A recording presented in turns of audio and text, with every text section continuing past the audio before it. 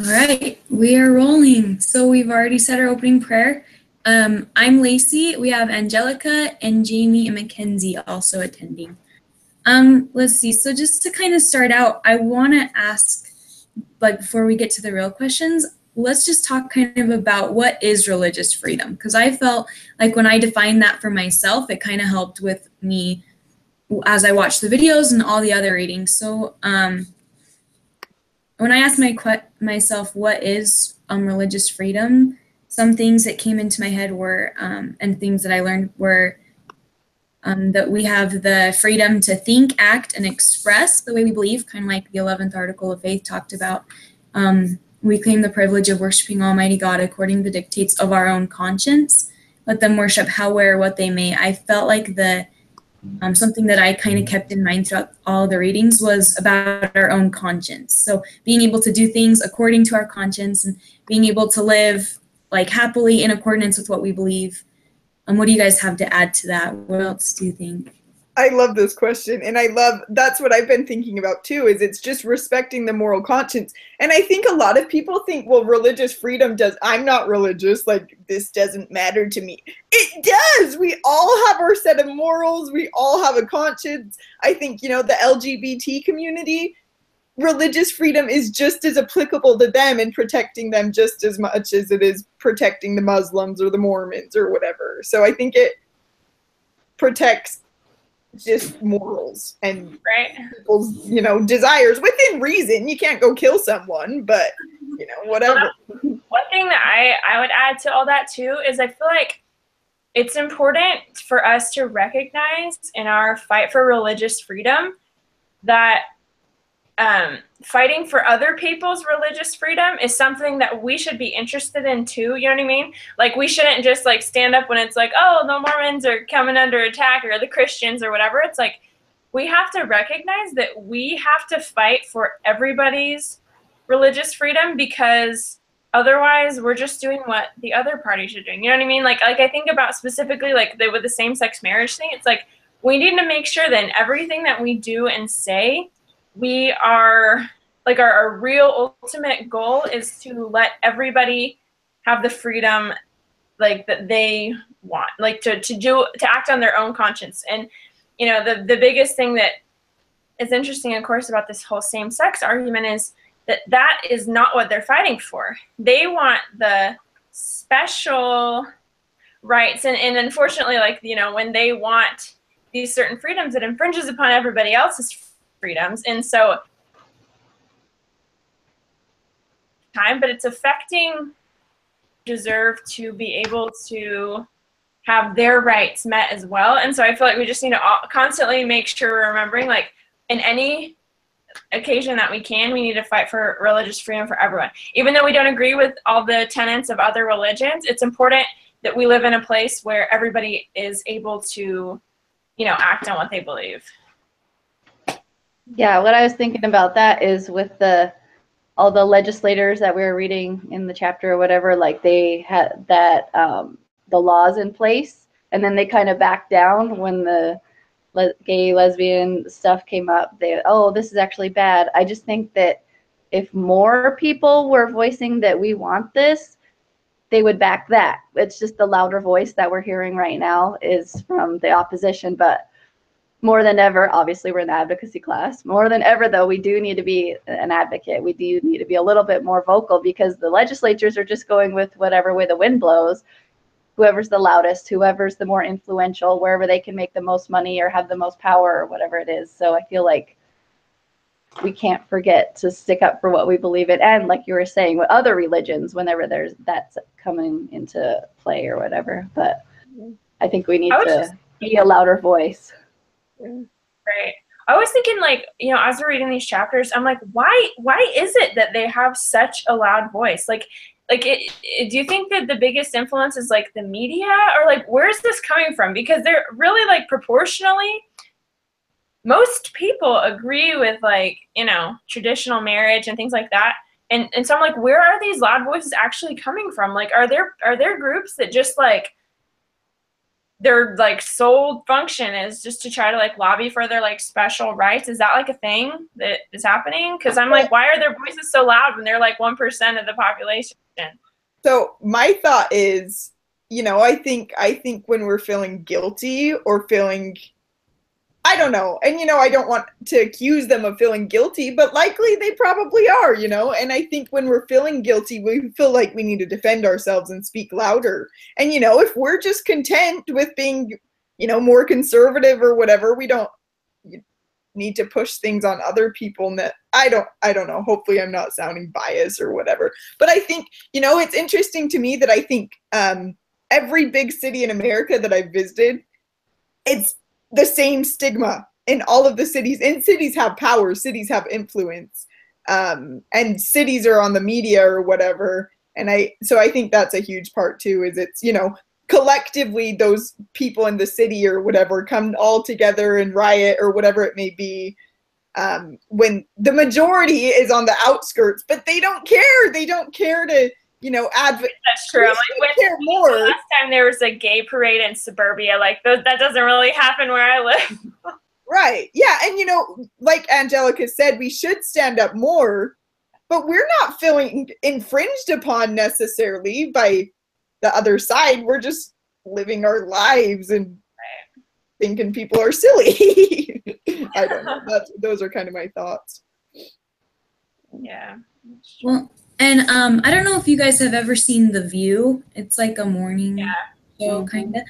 I really don't watch it that often, but once I was watching it, and I don't know what, Jack Phillips was his name, and he was the guy that that owned this cake store, and he turned down the gay couple because he didn't want to make their wedding cake. And so I really don't watch The View a lot, but once I was watching it and they had him come on, and it was all of these like influential, or I don't know, but like the hosts of the show, so they're all pretty much women that just have very strong opinions. And I was like really interested to see, because that was like a really controversial thing. Like, you know, do you have freedom of religion to turn them away and whatever? Or like, do you need to give them business because you're a company and you own a cake shop and you need to make them cake because they're the public? So I was really interested to watch that, but I was kind of amazed actually when I was watching it that I really felt like those women were just kind of attacking Jack Phillips. And there are questions that they were asking him. I was like, you're setting him up. Like, that's so not fair. And I was getting kind of like frustrated with it. Like, they were asking like, so you're a Jesus follower. Don't you think Jesus would have just made the cake? Jesus tells everyone to love everyone and don't judge. So why are you judging and turning them away? And like, you're supposed to love thy neighbor. And like, they said, wouldn't it be easier? Because he said, I don't make a cake for everyone. It's not just them that I've turned away. I've turned away, like, I don't like to make anti-America cakes and other cakes like that. And they said, well, then why don't you put a sign up that says, I won't make cakes for gays and lesbians and, you know, and all this. And he's like, why should I need to put a sign up and everything? But I think kind of going back to kind of what we were talking about, I think that, like, honestly, media does affect what people think. And even though that, like, the LGBT, it is the minority, but it's just, I think everyone's just so caught up recently in like standing up for the minority that it's like all of the majority is just kind of hanging back, and we're all just still kind of, and I was just really amazed to watch The View and to see there was like 4 women and they were all just kind of, I felt like they were kind of attacking him.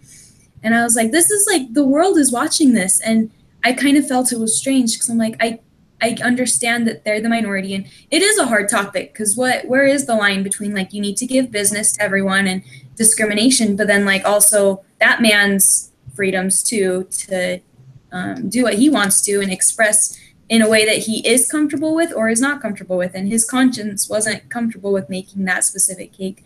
But I was just kind of amazed to watch it on TV, a lot of women kind of standing up for the majority or standing up for the minority in such a powerful way that almost made it seem like it was normal.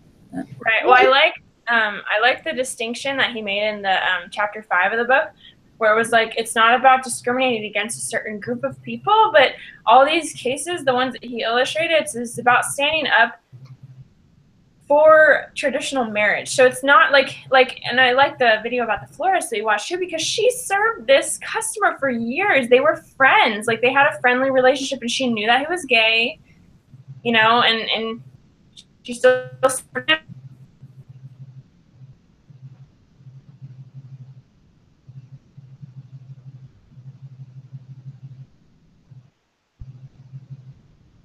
participate in these people. Christians just want not to have to, put their vote of approval on a same-sex marriage, And so we can make that distinction between, we can serve gay people, frequently, but when it comes down to marriage, something that is deeply religious, then, we should be able to make that choice. And it seemed like in all the instances in chapter 5 that they cited,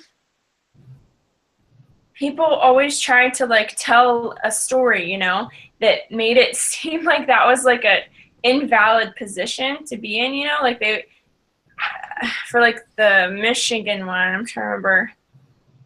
Well, I like the one with the EMTs, whereas like, right, oh, yeah, is an it's EMT like not going to? Not right. That's like not the issue. Like people are not going to refuse to give CPR to a man just because he's gay. Like that's not going to happen. But they're changing the story, like introducing that as a possibility. And yeah, it's a possibility, but like that's just not the reality, Yeah, they said in the medical field. They said in the medical field it was more like a concern of like the marriage counselor or things like that. They're not worried about the ER doctor or the EMT having an issue with them. It's when it comes to those values, like the marriage type things, that's where the issue lies. But that's not a medical emergency. That's a counselor. And why would you want to go to a counselor who doesn't believe in the marriage that you have? So I would be like, next, if that was me. I wouldn't even want that. So it's just mind-blowing to me. I know, but that's the thing is they don't, it's not enough to have some people cater to their needs. Is they want it to be in law that everybody has to accept them. And it's almost like, I've noticed in my life, like, if people are like sinning or whatever, they're like trying so hard. So we had a personal experience with this. There was like a thing with some of my family members who actually lived down the street from me. And like, this is a kind of long story. My siblings were like, my brother kind of was messing up. And so he, after being warned a lot of times, he was having like chastity issues and things like that. And so after, he'd been warned a lot of times that, he was over 18. So whatever, my parents were like, you gotta go. So my aunt and uncle down the street decided to rescue him, from our horrible family with our, ridiculous morals, how dare we try to, put these beliefs on someone. And so, they, and I think eventually they started to realize that they were making the wrong choice, but they wanted to feel justified in what they were doing. So they were going to all of our neighbors and like calling up all of these people that we know and trying to like get them on their side.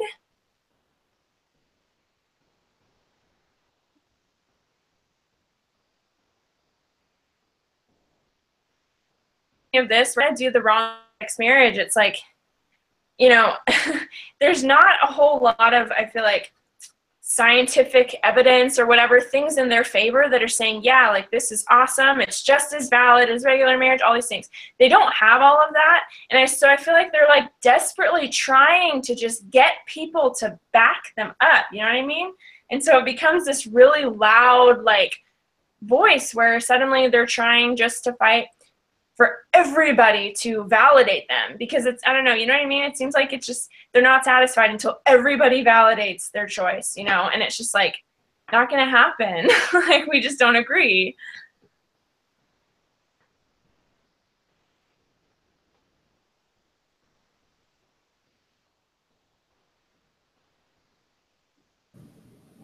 Can you hear me? Sorry. Yeah. Okay. Should we go on to another question? Okay, how do we achieve fairness for all? Does anyone have any thoughts on that? I think ultimately it just comes down to treating others how we want to be treated. Just respect, kindness. And I think if we just all rid ourselves of pride, I think pride is the issue, which is funny because I think that's what both sides, I don't know, but I just think is we just do the best we can. That's a good step in the right direction.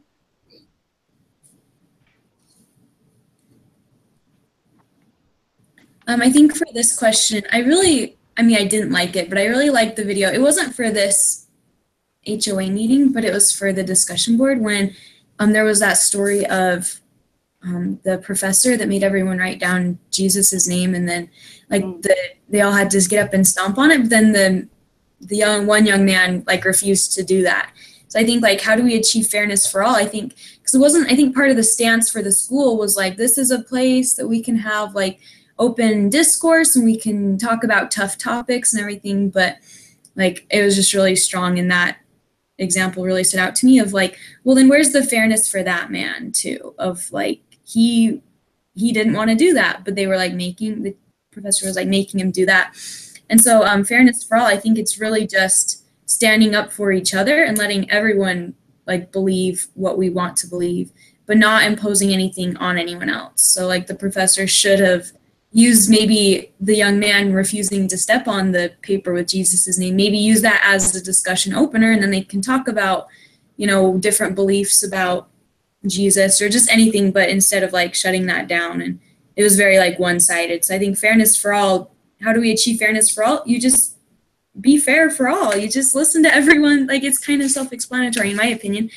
Just like treat everyone with respect and kind of stand up for others' beliefs, and then like in turn they'll stand up for your beliefs, and then just overall the world would be so much better. Yeah, I think that's go ahead.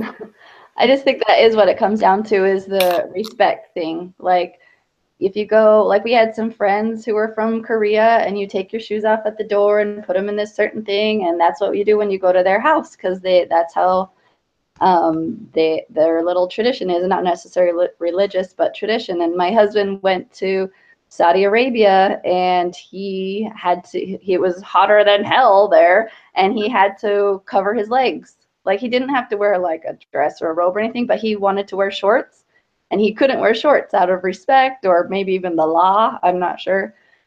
But it's like, when you're there, you need to show the respect that is, demanded of the other person. And that if he was wearing shorts or no shirt or something, that would be a blatant disrespect, just like the Jesus thing. That is just outright disrespectful to all Christians. I mean, I wonder how many other people in the class felt the same way as that guy, but didn't dare say anything, So I think if it said Muhammad on there, everyone's arms would be up and, freaking out. But since it's Christian, I don't know. But I think just having the respect, knowing who you're with and who you're around and what their customs are and what their beliefs are, and just listening and being more flexible and stuff. You don't have to do what they do as far as worship, but respect how they worship. And I think one of the big things too is just, agree to disagree. Maybe the professor didn't agree. Maybe the professor didn't want to talk religion or whatever, but he could at least say, I respect that you value this. I don't agree, but we can move on. Like, let's not make a big deal out of it. Right. But it just never seems like that's the approach that they take. Like, just like with the professor, it's like he obviously, wasn't a fan of Christianity. And so he wanted to kind of, exert himself in his opinion instead of opening the floor. Because that would have been an interesting discussion to have. But he wasn't interested in a discussion. He was interested in pushing, his ideas forward. And so it's like that always is the difference. Yeah. Mm-hmm.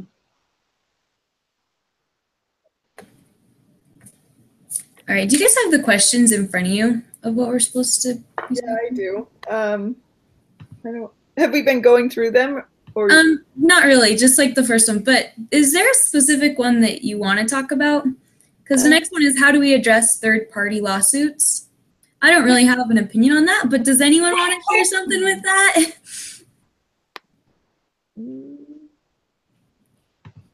The biggest thing I was thinking, I guess, after watching, especially that like news clip or whatever, is like, I don't know. I wish I knew like a quick, like concise kind of thing you could say when you're faced with that kind of, like, I don't know, like really forceful opposition. Because like, this guy, obviously he wrote the book and he has like really, really awesome points.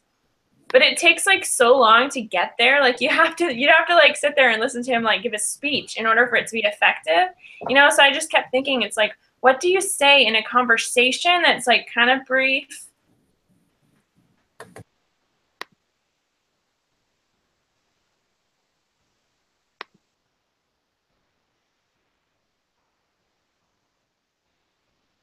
And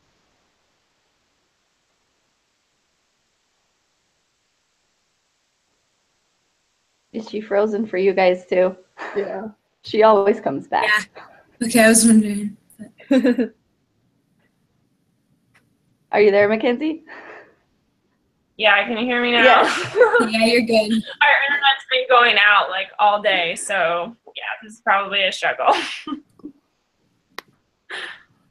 Yeah, I thought that media thing, I don't know if this is answering the question, but that media thing was fascinating too, because, you know, they were all interrupting each other.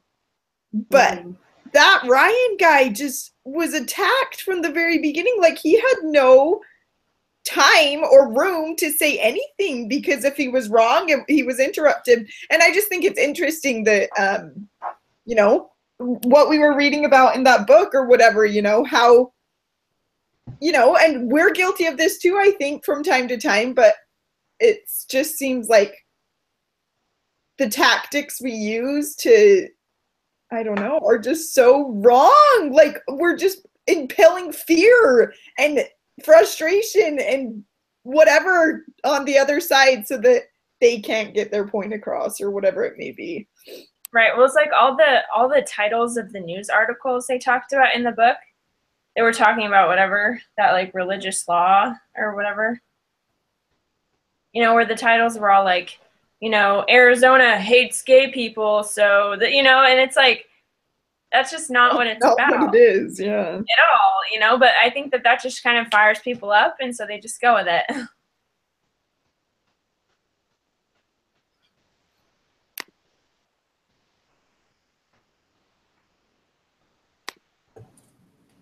Okay, what is the legal precedent for these lawsuits?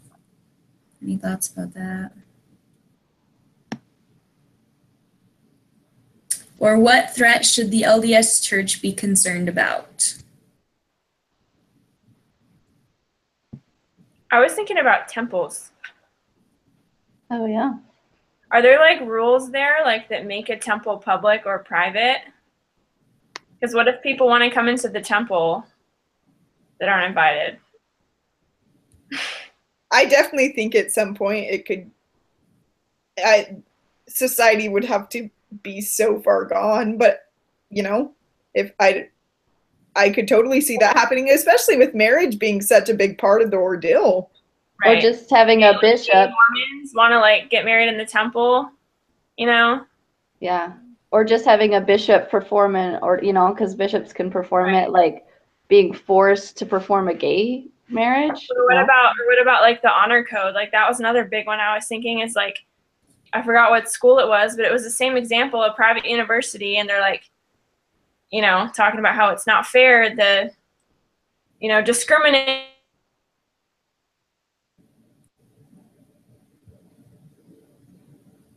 You know. Well, and I think about the Boy Scouts. That's affecting me now. I have a Boy Scout. He's about to be 14, and we're not participating in Boy Scouts beyond 14, and we're not done with our Eagle project. So are we going to be an Eagle? Or, you know, like, but the church has pulled out of that because whatever. My son went to the National Jamboree this year in Virginia, and there was lots of girl Boy Scouts there, and just kind of, I don't know, makes me crazy. I don't know if it was in this class or another class I was reading about, but it was like, or maybe it's just an article I saw, but it was like, boys need to go somewhere to just be boys. Like you throw girls into it, and it's like a whole, I don't know. They just change their dynamic. They change the way they talk. They change, you know, whatever. Boys need to burp and fart and be boys or whatever. And then now they have the dynamic of, are these gay boys? Are we sleeping next to a boy who's gay? You know, like adding in that. So I don't know. Will they have to behave differently now? I don't know. So anyways, that's a concern for me as a mom. And I feel bad for my son who kind of gets jilted there because now the church is out and he'll be 14 in 6 months and we don't have an Eagle Scout. So I don't know, or an Eagle Project or anywhere near that. So I don't know what to do with him. So anyways.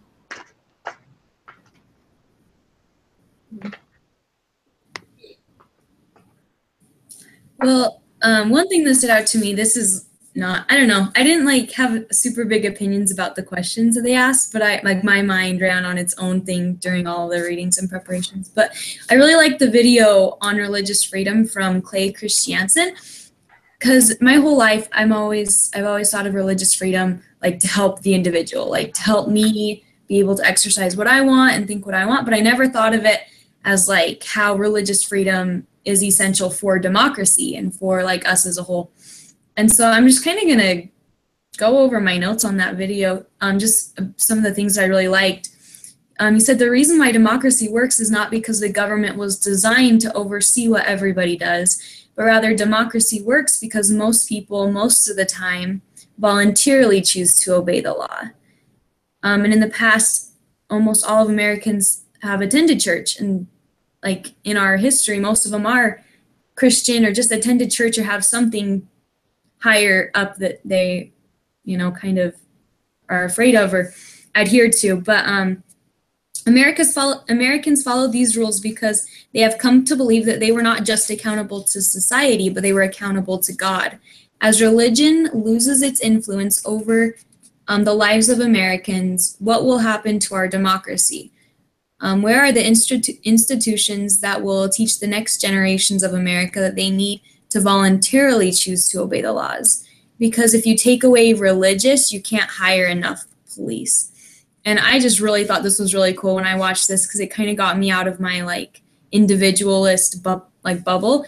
But religious freedom, it's just so I just didn't realize how much like democracy needs religious freedom. And the second that we get rid of that, and I feel like lately, society is just demeaning on religious freedom, and it's almost to a point where there is no such thing as religious freedom, or we're not quite there yet, but it scares me that we're progressing that way.